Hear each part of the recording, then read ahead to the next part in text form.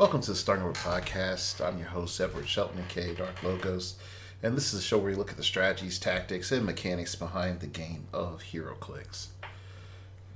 Oh man, uh, here's a set review. I know, like, that's sort of all I'm good for nowadays. Uh, Fundamentally, I think some of the meta commentary is long since the torch has been passed to other people, and maybe even another torch has been passed on top of that in terms of the up-to-date meta news and everything else. But I'm going to try to be the old man on the porch, occasionally giving information out to the youngins as they come sit around my lawn and I tell them stories of the good old days. Also, I've stood back last year a lot more after the pandemic stuff started, and I just sort of took a lot of inventory of things and people I know and other various situations that were going on, and looking at the sort of the state of the game. And there's some things that I noticed, and I'm real proud about the community from last year. And there's some things that I'm like, yo, let's let's talk. But in the current environment, having an open conversation about how you really feel on things, whether it's heroclix or anything else, I feel it leads to a layer of toxicity due to a rational fear.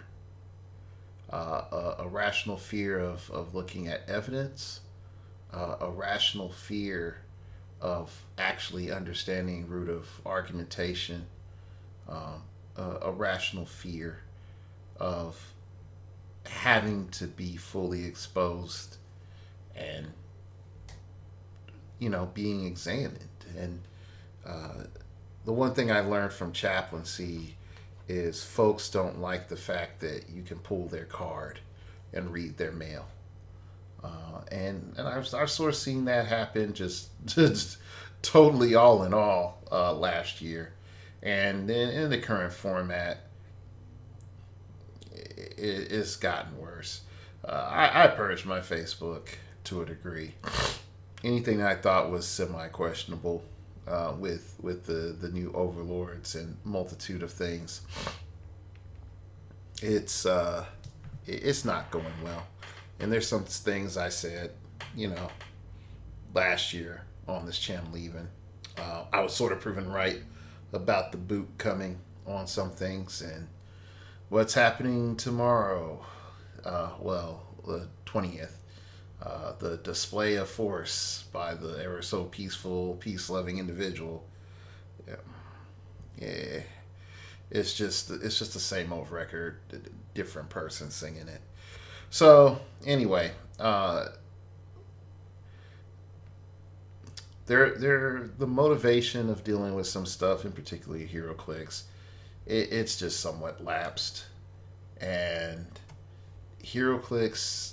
Well, let me rephrase this. WizKids, as a organization, during all this, really hasn't done anything to, in my opinion, gain any support or loyalty, or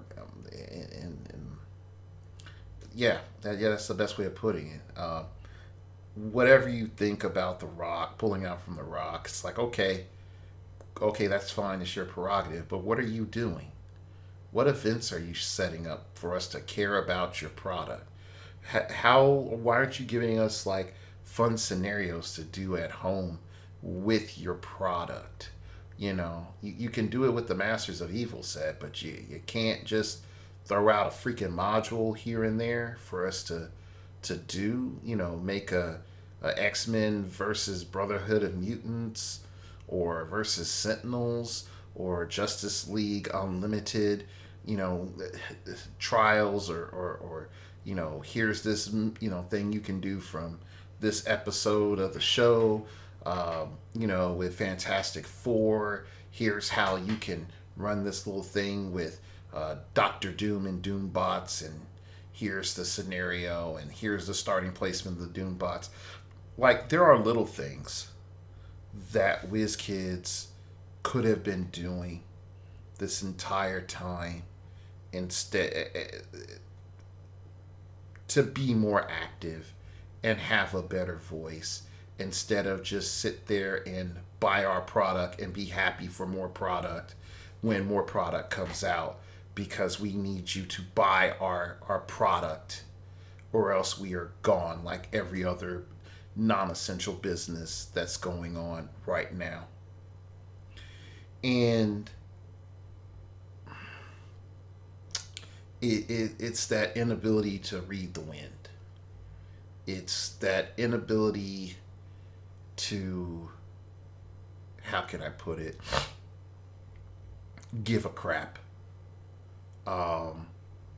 And reinvent the importance and interaction of the business.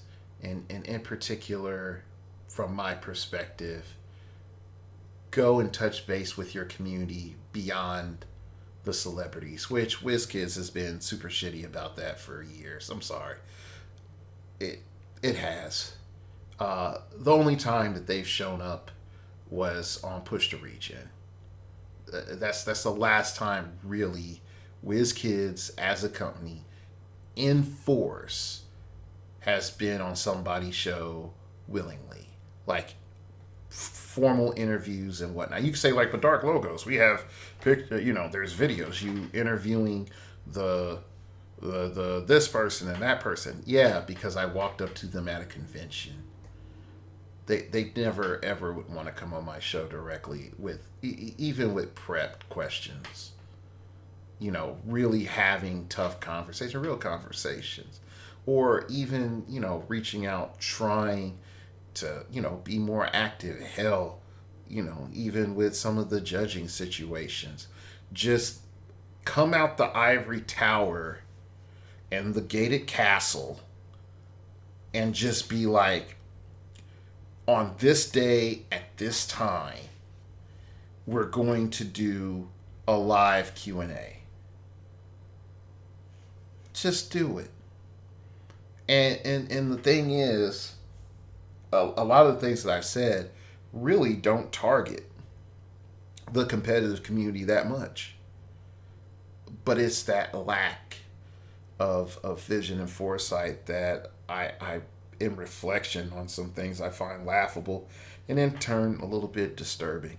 Now, you also could say, but Dark Logos, they were worried about the international trade and the delays and this, that, and the other, and hoping for the magical rainbow convention and blah, blah, blah, this, that, and the other, yakety smackety. And all I have to say is, they're delusional. For a good chunk of the things that they were doing or focused on, the amount of profit that they could have just made was ridiculous, based off a situation, most people being at home. They had con exclusives they could have just sold. But then Dark Logos, they would have to make new con LEs next year. Yeah. It's not the first time they sold con LEs from their office. And so the holding off on the next year is stupid. You lost money, WizKids, over nothing. Yeah. So the fact of the matter is, there's a mild malaise and needing a break and some other stuff, and there's some things that's come back in focus.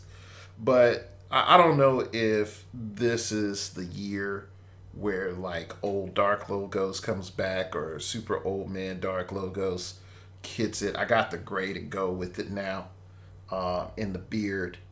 I don't know. I don't know if this is the year where it's super hype Phoenix Nest dark logos or inside your head dark logos or whatever. Or some new, final form dark logos. Maybe he goes and wins 5 online championships. I don't know. But one thing I do know is I have a year to challenge. And if y'all are with me, that'll be great. And if some of y'all fade away in a bit of it, that's fine too. I understand that. My goal is not to compete with what is out there, but to be a supplementary voice. There are other of my colleagues like PJ and Lucas on the team that are on it, cooking it, slapping it up, and they'll say all sorts of things that will get your meta brain going. And I would encourage you to support their endeavors on whatever they're doing. And there's some other great new podcasts with the JSA clicks and stuff. But come back now and then. I'll be the old man telling you a story about what I think about heroclix and the metas. All right, let's get started on the part 1 of this review. Just due to time, I'm going to be real 100 about this. This is going to probably be about 3 parts. In particular, because I have team up cards, and it's one of the main reasons I waited, is we pretty much have the team up cards. So I'm able to do a review of what I think is the real reality of the piece with the team up card. I am reading some things live for the first time, and yeah, there we go. Why is that? Because it's more fun that way. All right, without further ado, let's go. Let's start off with Rachel Gray. Rachel Gray is a very strong piece at number 1, and you're like, what the heck? Why is that? So we're looking at the Excalibur +4 theme team, and we must remember that there are some really good characters in Excalibur, and they don't just suck overall this time around. And she has Team Up Excalibur theme team +4 friendly characters with Excalibur keyword on the map. They can't be targeted by opposing characters 5+ squares away. So pretty much is congratulations, all of your characters with Excalibur keyword are now Onslaught, which has a huge advantage because it's not with an attack, it's just like targeted, which gives them a distinct advantage over a good chunk of options. So if you didn't want to run Bishop, but you want to spend around the same amount of points and you're running Excalibur, if you want to look at the difference between running X-Men or Excalibur, and I understand X-Men would be more inclusive and give you more options, but specifically if you're looking at Excalibur, there you go. That team up is far superior than her other team up. Just saying, I take away Prob. Having Force Blast, TK, and Enhancement, I think in the coming future timeline, Enhancement could be quite useful, but I could be looking into a Days of Futures Past. Who knows? Yeah. So let's go ahead and move to number 2, Forge. We have Sidestep, Psychic Blast, and a special damage power, which is Perplex. When Forge uses it to target another character that shares 2+ keywords, he may modify the chosen value except damage by +2 instead. So there's some key things that we're seeing with this is that you're more than likely going to see a X-Force and X-Men or X-Men and Soldier or whatever. There's a good bet that like there's certain combinations you're bound to see where Forge becomes a very good support piece, where it's a mystical team with also maybe a soldier or scientist on there that also has mystical and soldier keyword or something like that. It would be really good for him. He also has the CIA, the mutant CIA, which I'll just reference it once Stealth, improved movement, ignores hindering, and improved target ignores hindering. So he's a stealth buster with a degree of utility. Overall, I gotta say that in his trait, his base trait is good. Now, for his team up, he's pretty much is doing classic X Factor with Polaris, Strong Guy, Wolfsbane, Havoc, Quicksilver, Mystique, and Shard, Sabretooth. Yeah, this is like classic X Factor. Uses it, and I remember reading it in the 90s. It was pretty good. If 2+ listed friendly characters are on the map, Forge and listed friendly characters can use Empower. Now, this is okay, but where it's more like if you're looking at this, this is really only good for Madrox, Sabretooth, Wolfsbane, and Quicksilver. Everybody else, it's sort of crap. Team up with Storm, because remember they were lovers. If both Forge and listed friendly character on the map, they can use enhancement, but only to modify one another. This is okay. Depending on your X-Men team up, this can change a lot of things. In particular, with the Storm Prime. That's really good. So I got to put Forge on here primarily for his Mutant CIA and his Technopath. It's useful. I know it's like 60 points, man, but he's got a lot going for him. You need to keep him safe in the pocket because he could be easy, 60 points to consume. But it's a thing. All right, next up is 0038 Bishop. We're going to do... He has Running Shot, Psychic Blast, and Outwit. I like automatically right there, I think he's at a bit of a disadvantage. But he does have the Absorb Energy. When Bishop is targeted by a ranged attack after resolutions, heal him 1 and remove an action token from him.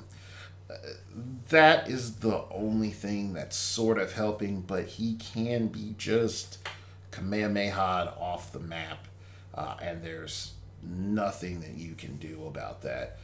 Death and Disappearance Investigations. When a standard friendly character with X-Men keyword is KO'd, Bishop keeps probability control until the end of your next turn. Again, when you're losing a character like that, I should just permanently have prob. Why can't I permanently have prob? That to me would make more sense. So yeah. All right, let's look at Bishop Prime because I know he is the hot jazz that everybody's been singing about, and I think there's a couple of key things with Bishop Prime that has to be considered. Number one. Thank you, WizKids, for giving us another awesome common prime to combat the evils of Batman. Then we're also looking at Bishop with Running Shot and Outwit. With the 6 range, it's like, okay, dude has like an energy shotgun. He shouldn't be shooting from downtown. I pretty much respect that. You have time traveling with my sister, phasing teleport once per game. When Bishop uses it, after resolutions, you may generate a shard bystander. There are a multitude of cool things that you can do with this shard bystander, but we're going to go into that in a second. Fixing the timeline. When Bishop attacks +1 characters, 1+ characters with the past and or future keywords, or that can use probability control, modify attack play +2 and damage by +1. So I feel like traits like this to moderate damage outputs and giving the character situational damage and attack pumps are going to be more common in the next few years. I think these are going to be the divergence in the timeline that will allow WizKids to fix a lot of problems in the game with stat mods. And so anyway, You have energy, shield deflection, and toughness whole dial. Now, overall, I want to point out a couple of key things. Uh, Past and future keywords are not super popping. They're prevalent on a few teams, and I mean, you could say, hey, Doctor Fate, but they're not that dominant. And so, because of that, looking at the stats, looking at the abilities, and just looking at the cost, functionally, Bishop got a discounted full dial phasing teleport, shard at a discount, and a very hyper situational trait. So that's like pennies on the dollar, and energy shield deflection, toughness, which is a mild defense. Okay, it's not as good if it was Super Sense's energy shield. If it was Super Sense's energy shield, he would be a lot more of a deadlier fig, but he doesn't have that. So let's look at Shard. Now, Shard has absorbed the ambient light. Opposing characters only can attack characters within 5 squares of themselves. And that is very important. Because, and I think this is something a lot of people might not understand, this also affects Jason Wingard.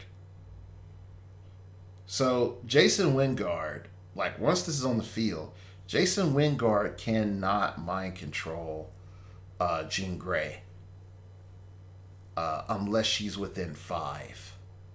Period. Because it's still an attack. Still an attack roll, even though it's against a friendly.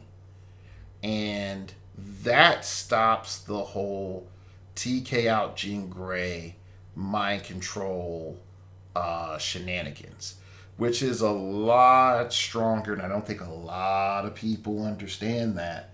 And I don't know if I shot somebody unknowingly in the foot releasing this little bit of information. A brother's been a bit lazy lately.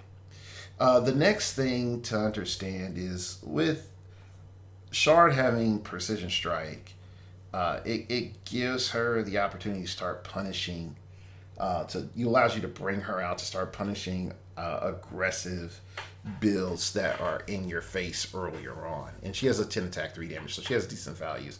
She also has the Family Bond trait, which is after resolution of any action, if no character named Bishop is on the map, KO Shard. So once Bishop is dead, she's gone. But where I think the key sort of thing to keep in mind with Shard is, number one, don't be afraid to lose Shard. Number two, if you see your opponent has a huge range game, just try to make sure that they don't have like an intercept game where they could just go and pick off Shard. That's going to be huge. Also be mindful of energy explosion, because I know a lot of people like to bodyguard Shard. So, like, Shard is good. I'm going to say that. But I think one of the key elements is that most people are not going to be mindful about the friendly mind control options. And also, I think a lot of people are not going to be mindful of the fact that you have to be within 4 squares of somebody to make that shot, because they're going to read 5 plus and thinking that they just have to get 5 squares away, when in actuality they have to get onto that 4th square. So overall, Prime Bishop is a win, so he's going to go over into the winners tab. All right. Next up is Wolverine. And Wolverine is a very good piece. And we have our team ups. He's got a crap ton of team ups. And so I want to point out a couple of things real quick. For 60 points of him being charged, Flurry, Precision Strike for X-Men, I think is wonderful. And so, plus he has improved movement, ignores hindering, and improved targeting, ignores hindering. So he has that mutant CIA. So overall, you have a Wolverine that can just traverse terrain and just murder people. for 60 points. So just for that, he has to be a recommended piece for play. I know a lot of folks didn't really like the fact where I had like the previous Wolverine from X-Men Dark Phoenix Saga. When I said like, look, he could help you see through hindering and also shape change, get rid of shape change. Not many people like that or believed in this. I think this is one to believe in. And I know some folks be like, but what about Old Man Phoenix? Cacaw mofo. He's down the line. But I think from an accessibility and an economy standpoint, this Wolverine is good from a design perspective. So let's look at how we can saturate the silliness with the team ups. So we have the X-Force theme, and overall, friendly characters modify +1 when targeting opposing characters that can use improved targeting hindering, which is pretty much all the mutant CIA. So that's sort of hilarious. But also, I think the espionage people. So you can functionally hunt other espionage folks if that's too much. Colossus, which allows listed character, which is Colossus, can use TK, but only to place an adjacent Wolverine. When the listed character uses it after resolution, Wolverine can use charge at no cost. So fundamentally, what you do is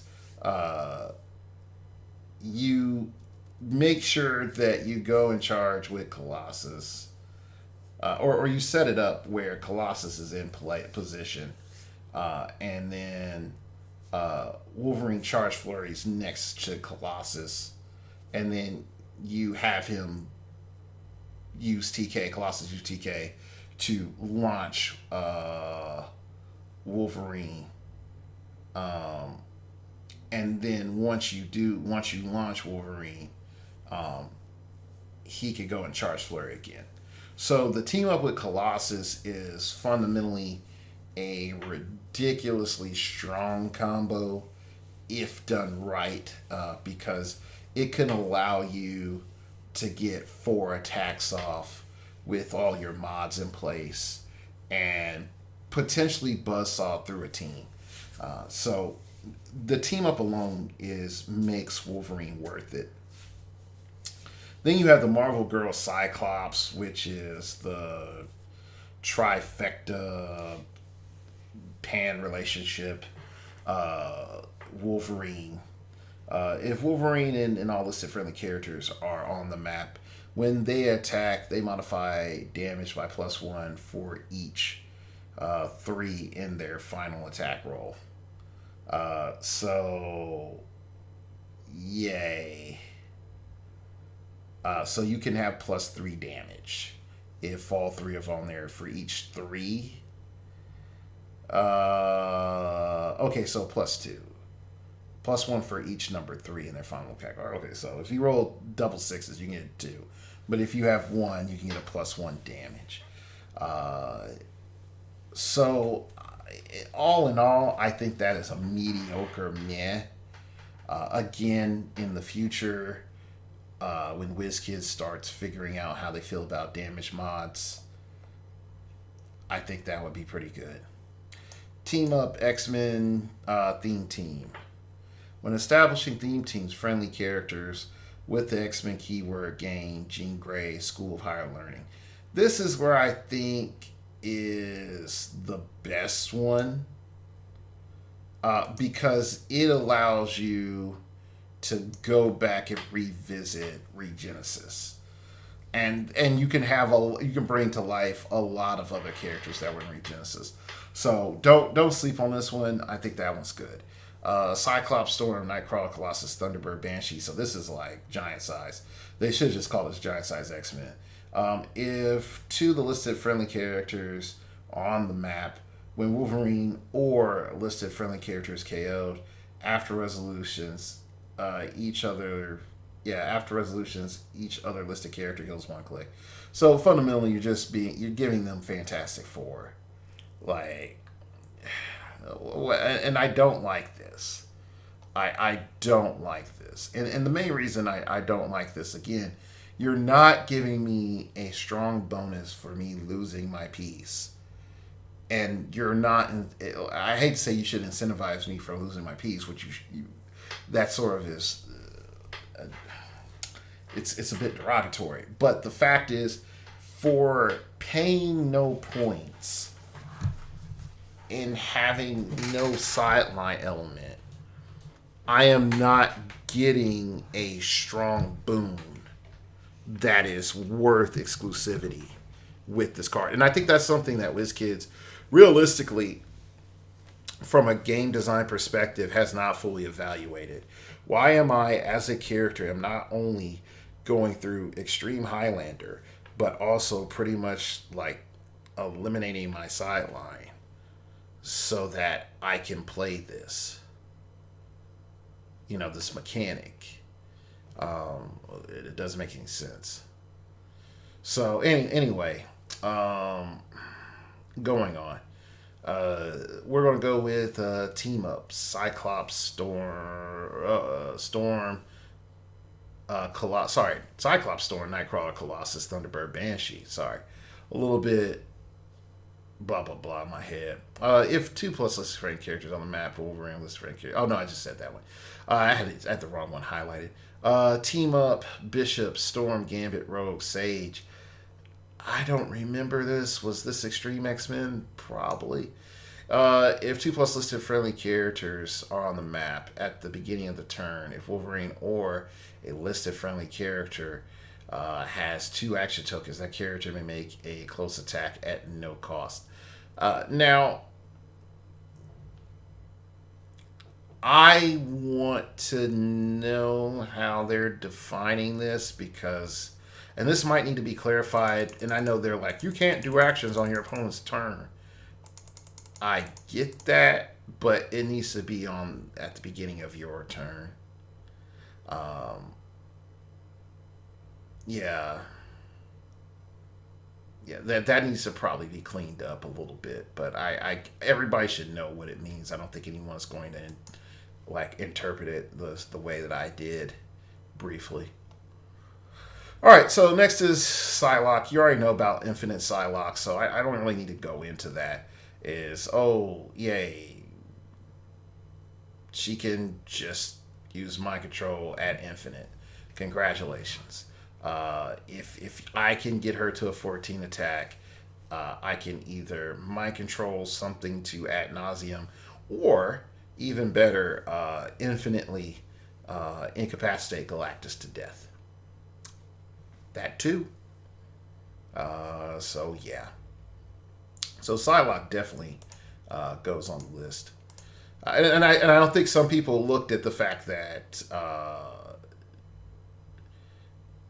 you could do that. Yeah. But yeah, so anyway. Going on. So Cipher. All right. With Cipher. Cipher is sidestep, TK. He also has improved targeting, hindering a character, so you could TK around and through characters, which is pretty cool. He has I've designed all Krakoa's defenses, barrier, toughness. When Cipher uses barrier after resolution, you may knock back any number of opposing characters adjacent to this barrier marker 2 squares each. Now, I think a couple of people may have understood how dumb Cipher is the moment that I said that, and probably a good chunk of you did not understand that. I haven't even gotten to the team-ups yet. So here's the thing. Is your character on elevated 2? Or is your opposing character on elevated 2? Okay, great. Can you put a barrier square so that they fall adjacent to them so they would fall off of elevated 2? Now, again, just to let you know, they have to be flush, so direct diagonals do not count. Okay. If so, congratulations. For no dice roll, you've done 2 damage plus repositioned your opponent. That is a bit stupid. Having a very decent range force blast for free that also protects you is a bit stupid. It's stupid. Adding on TK and Perplex, yeah, like he's a pretty solid piece. 35 points. He's undercosted for what he does. And I appreciate WizKids for again providing a lot of value in that common booster, in that common slot. So far I'm like 1, 2, 3, 4, 5, and 6 so far. Well, 3 is just the prime, not normal bishop. Normal bishop sucks. They could have given him some team up love, but you know, there's a race joke there, but I'm not going to say it because of their trying times. But let's look at his team ups real quick with the X Force theme team. A Cipher targets an opposing character that uses Perplex. That character can't heal until your next turn. This can functionally be dumb because you can just target them with Perplex or TK. And you don't have to hit. There is no 2-hit roll. I just say screw your healing. Like, what? I mean, I could probably just take it a step further because it doesn't require me to make an attack. And again, I know they have to be able to use Perplex. It's very limiting. But I could just be like, yeah, Cipher just targets that guy. He can't heal now. Sucks to be you. You know, so, like, yeah, I think that's pretty good. It should, in my opinion, be, like, if he targets a character with his Perplex, I think that would have been more useful, and it would have made him, like, top-tier meta. And then the fact that you only could have one would make more sense to me. Team up, Sage, Trinary. If Cipher and all listed friendly characters are all on the map, they take a maximum of 1 damage from characters with the robot keyword attacks. Yeah, that sucks. So, yeah. Otherwise, he's good. If you can get the team up card, X-Force theme team, then yeah, it's good to go. Sunspot, dude, you should have. This is trash, and I know some folks will be like, "Come on, it's charged and pulse wave," but it's trash. Fundamentally, I'm looking at this as like, well, he can pulse wave, and I'm like, but no running shot. But he has leadership, but it's like if you read the comics, he really wasn't that. He wasn't really the leader. He was rich, but that's about it. And then he goes to sidestep, super strength, willpower, and empower. I'm like, nah, this is dumb. That's trash. So, you know. Anyway. There's so many things they could have done. They could have just said, Sunspot can move for free. Move Sunspot up to 4 squares. Sunspot can use Pulse Wave. He can make a Pulse Wave or an attack for a free action. There you go. How hard is it? Anyway, next up is Sage. She's Mutant CIA, leadership and outwit. 40 points. She's overcosted. You're just being like, oh, well, she has X-Men. Yay, okay, cool. She can see through stealth and outwit. We've already covered this. So it's like, but she's cheap. And I'm like, yeah, but I don't really think I need that, though. Considering everything else I have, that I could pay a little bit more and get a pretty good upgrade on a character. And get what I want. So yeah, I'm not feeling this right now. So yeah, I'm just not feeling it. Now again, I can be wrong, and again, folks be like, but no, man, Dark Logos at the base of my X-Men team is Sage, because Sage can roll in leadership, and then with her 6 range, she can also outwit all the people in stealth, to do blankety blank blank. And then I'm like, yeah, but so far we've looked at some strong options that really don't give us a huge benefit of her seeing through stealth a lot, because we either have a melee option or we have a attack option. Melee option, or we have other support options that are just as useful, or we have attackers that don't have any major problem dealing with stealth so far. So, yeah, like I hate to say it, Sage really doesn't cut it right now. Next up is Beast, and he is the, Technicolor, the metallic chromatic. Anyway, cornucopia of support. He also is mutant CIA, and he has approved movement ignores elevated. So his first team up is Iceman, Angel, and Archangel, which is fundamentally classic X-Men, minus, the notable two. And when establishing theme teams, Beast enlisted characters gain the Defender's keyword. Oh, that makes sense. And Defender's team ability this game, which, there's not an Angel with a good enough defense, so that sort of suck. Now, I mean, in the future maybe, but right now, sort of suck. Kitty Pryde, Kate Pryde, Cyclops, Wolverine, Colossus, Emma Frost, armor keyword. If two listed, or armor, no, armor. I remember that chick. If 2 plus listed friendly characters are on the map when Beast or a listed friendly character clears 2 action tokens, you may remove an action token from an adjacent friendly character. That could be strong. Hear me out.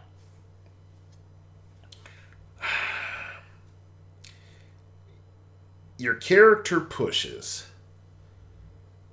and then you use leadership. You have multiple leaderships. The leadership, and again, Beast has leadership. So the leadership takes the token off, right? And then a second leader takes another token off. You have cleared 2 action tokens, okay? Because it doesn't say at once or anything like that. Then you may remove an action token from an adjacent friendly character. Doesn't even say it has to be it share a keyword. So yeah, that can be pretty strong. There's a lot of situations that also has to go on, because again, you have to have 2 plus of those characters, which realistically, Kitty Pryde, Kate Pryde, Cyclops, Wolverine, or Colossus, any of those being on the field, you're bound to have one of those. So that's not so much of a problem. Definitely in bigger games. In bigger games, that's strong. In small games, it's in a 300-point game, I don't think it's as strong. The dial, considering the team-ups, is mediocre at best. Okay, so let's keep rolling. We have Havoc. Havoc is, in my opinion, looking at just his dial, he's trash for the points. He's trash.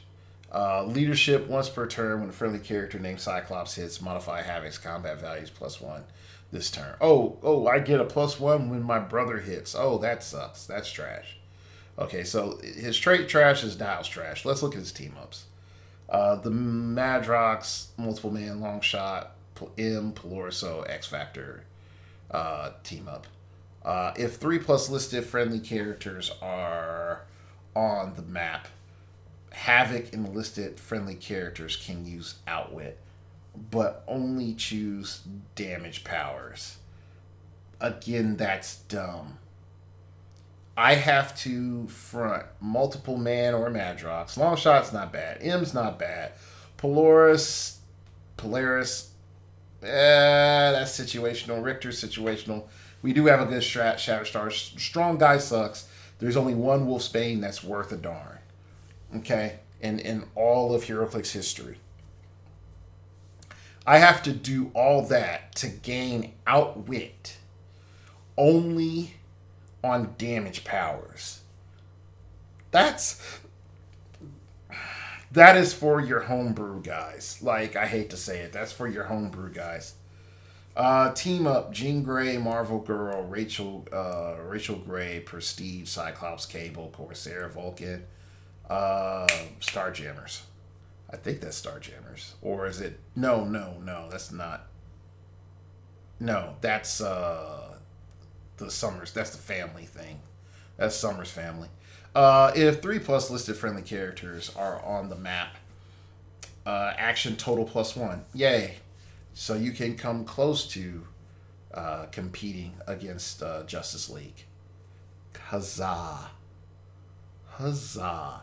Now again, it would be a bit better, and I'm just saying a bit better, if he had a special leadership caked in that just gave him action total +1, leadership and action total +1, and then this team up would allow him to be a +2, which would give a huge advantage to X-Men, so you can overlook his craptastic dial. But nah, man, he's very situational. You would only play him. I got to be honest. You would only play him on a larger point game, so I can't recommend him. Then there's Polaris. I say Polaris. My father's legacy once per turn when an opposing character is placed after a resolution. You may place that character up to 2 squares away from their current square. Congratulations, you're a crappy Mr. Oz. She's not that good. She has energy explosion with knockback, which allows you to sort of scatter a formation. But again, congratulations, you're not that good.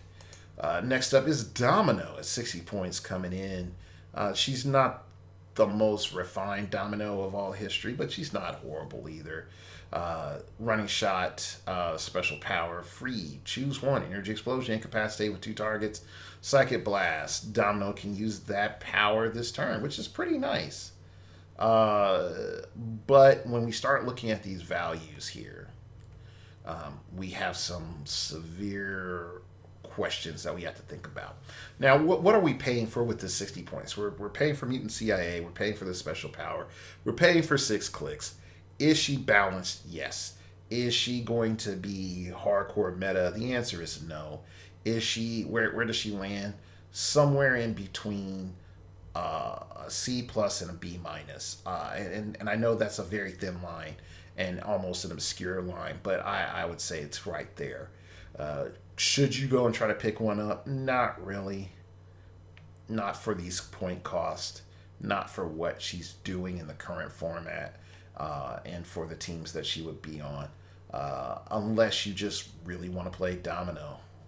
And at that stage, I would say, okay, cool. All right, next up is Shard, my girl. I do dislike the fact that she is the same rarity as Bishop. I feel as few shards as we've had, she should be a higher rarity, at least an uncommon, so that she can get done right instead of freaking dirty. Like this dial. This is trash. Again, like I don't think we've had a shard or a bishop sister fundamentally for I don't know how long. Like a long time. I'm pretty much give me a quick moment.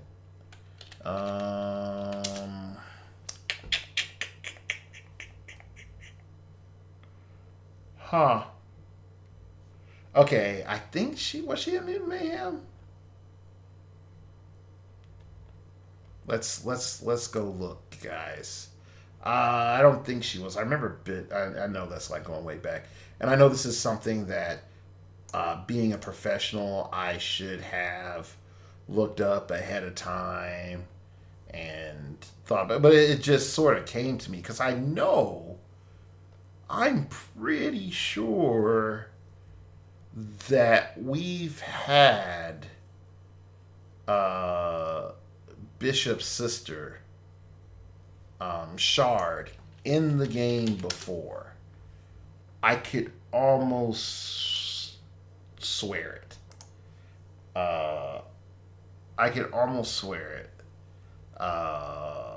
But again, it's been many years, so let me check. Well, under thorough review, I could pretty much tell that I was wrong.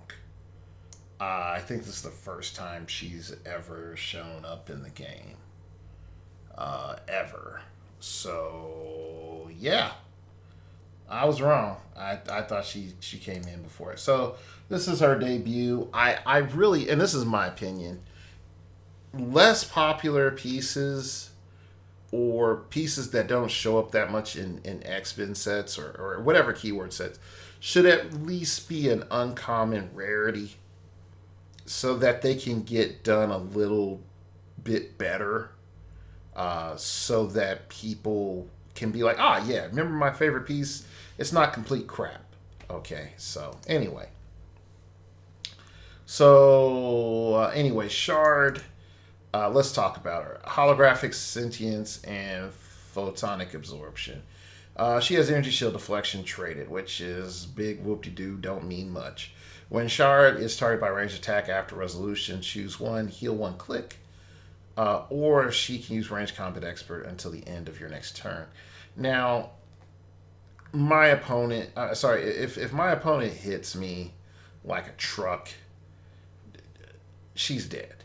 If my opponent taps me for standard damage, I'm going to pick Energy Shield Deflection and try to regen and pray that I stay alive. Okay? So, overall, she is not that good, in my opinion. She's just not that good. She's not designed to be useful. Now, I want to say this. 45 points to have the kit that she has is okay. The phasing, the PD, the X-Men. And I understand someone's like, Dark Logos, the amount of support that she offers is pretty ridiculous. Like, to have PD and enhancement. And I'm like, yeah, I can get PD and enhancement with other characters for a team that does a bit more than she does. And again, the 6 range isn't shabby. I mean, so there are some things to think about. If she shows up as one of your options, I don't know. I would say try a little harder. But that's my opinion. Trinary. So please don't blow her up.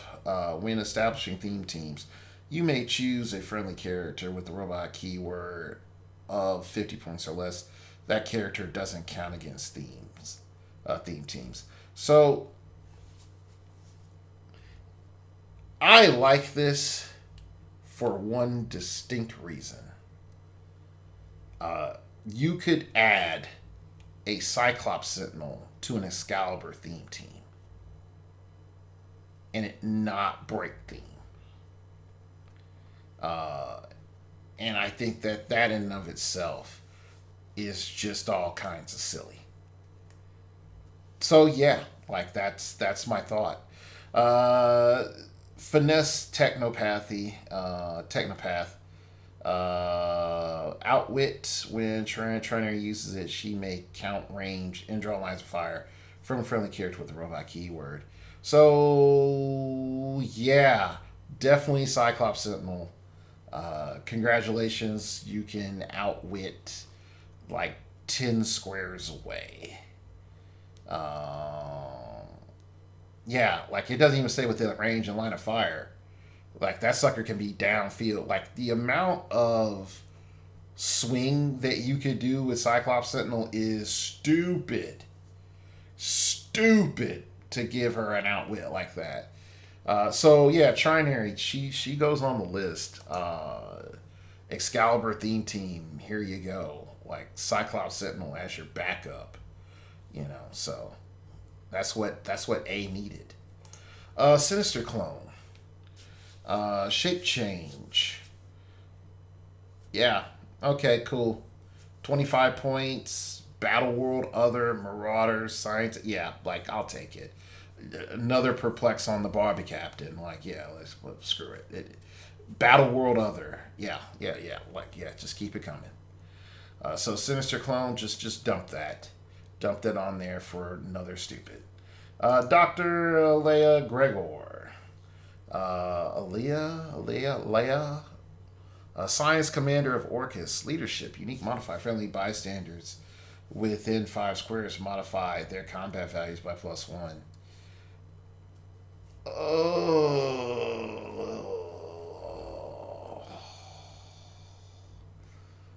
I feel weird on this one. Now, I know some of you are going to be like, but Dark Logos, that's sort of stupid with Jason Wingard. And it is for some of his figures, some of the pogs that he could bring in, because, yeah, that is dumb. Also, Jason Wingard with anybody with Krakoan Revival on the sideline is also dumb. So combining this with Krakoan Revival, because again, Jason Wingard, and I just to make sure that I'm not off when I say this specifically about his dumb power, specifically says Psionic Illusion, free. Choose a character on your sideline 150 points or less on their highest point values. Generate a bystander, printed on that character's card. Just has to be on the character's card. So yeah, Jason Wingard, Krakoan Revival, congratulations. I've said probably what's been said 80 bazillion times before, out in the open. But adding Dr. Leia Gregor on a non-theme team is congratulations, Krakoan Revival, stupid pog with a stat bump. And I also have what's the one? The one Earth X Franklin Richards. And he pops off of Franklin. That is also +1 stats. Congratulations. That is stupid. Have fun pissing off your friends. Tell them Dark Logo sent you. Wakanda forever. All right, so Dr. Leia Gregor is, I'll call it our off-meta hero for our commons. We have Elixir, which this cat has always been the bee's knees for me in the meta scene for his appearances. One of my early coverage of this character in starting area was him. So anyway, the 5 Elixir, when a friendly character is chosen by the Krakoan Revival trait after resolutions, heal each character adjacent to them 1 click. I don't know how I feel about that, considering what can happen to you from Krakoan Revivals. So yeah, but it's for 40 points, so that's fine. Omega level healing support, but Elixir and his target may be adjacent to opposing characters. That helps you deal with the Krakoan Revival BS that's going to get spammed on you. When a friendly character uses X-Men team ability, increase their D6 roll by +2. Oh, that makes it a lot harder for you to take damage for healing. So, I have to say that this is a meta piece. And first and foremost, the Omega level healing with the X-Men team ability does not require adjacency or line of fire or any of that. So, and he can heal while adjacent to an opposing character. Yeah, and a 12 attack. Plus invuln. Yeah, 40 points. Like, yeah, I know it's like, should he have X-Men keyword? the answer is yes, he has to, because there's times where you're just going to be like, yo, I need that 12 attack medic back. Yo, you got to get back in there, homie. I can't afford for you to use regen. You just need to go and heal. So I gotta give Elixir a 100 support. That's my boy. Lastly is Corsair. Uh, ugh. All right, so you got running shot, energy explosion, and energy shield deflection, and enhancement. We have the team ups. Well, let's look at it. He has improved targeting, ignores hindering, which is sort of yay. It's sort of meh. Because stealth in this set is not strong whatsoever if you're playing sealed, because there's so much anti-stealth. Leader of the swashbuckling space pirates. Leadership, probability control. Once per turn, you may re-roll the attack roll of a friendly character with the Starjammers keyword. So, okay. The fact that he has probability control just flat is nice. Once per turn, you may reroll the attack of a friendly character with the Starjammers keyword. Is that on top of prob? And does that require line of fire? Because if it doesn't require range and line of fire, that's actually pretty strong for a common. So right there, giving your team a prob and functionally a free another prob. If they're Starjammers, which again you're sort of limiting yourself to a crappy keyword. That's pretty good. Next up, he has his team ups. So the Starjammers team up, theme team. So let's start with that one since we're talking about Starjammers. When establishing theme team, friendly characters with a Shi'ar and Imperial Guard keywords gain the Starjammers keyword. That could be quite useful. That can be meta. And the main reason why I say that can be meta is in Golden Age, there is more than enough Shi'ar and Imperial Guards, in particular Imperial Guards, to make Corsair worth it. Then you have Team Up Chode, Hespa, Raza, Waldo, Sikorski. If 1+ is listed friendly characters are on the map, Corsair and listed friendly characters can use willpower. If 3+ are on the map, Corsair and listed friendly characters display defense powers gain protected outwit. Again, that's a bit mediocre because all those characters suck. So yeah. So again, team up. There you go. So I'm gonna cut it on the comments, and everybody's like, "Oh man, this is gonna be meaty." Dark Logos making up for lost time, but so far as we're looking at, I'm gonna recap. So it's Rachel, Forge, Bishop, Prime, Wolverine, Psylocke, Cipher, Trinary, Sinister Clone, Dr. Alea, Gregor, Elixir, Corsair. Those are my votes from the comments. So there you go.